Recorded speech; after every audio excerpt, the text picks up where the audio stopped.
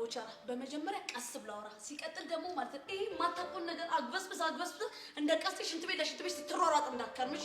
በርገር እንደማላቆኔ በርገር እኮ ማለት ያደኩበት ያሳደገኝ እኮ ነው። ጥርሴን የነቀልኩበት ምን ሆነሻል? መቼም ማለት ታመም እንዳንዳለችማ ተቆቀር ጋር ነው ባለና ነው ተጠሩ።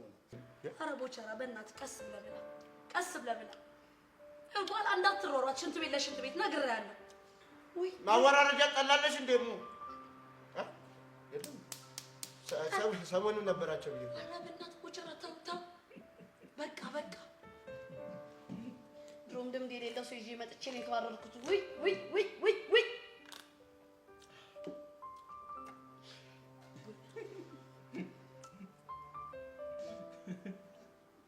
አይ ትንሽ ነች እኮ በቀስ ግን ክፈትና እንውጣ።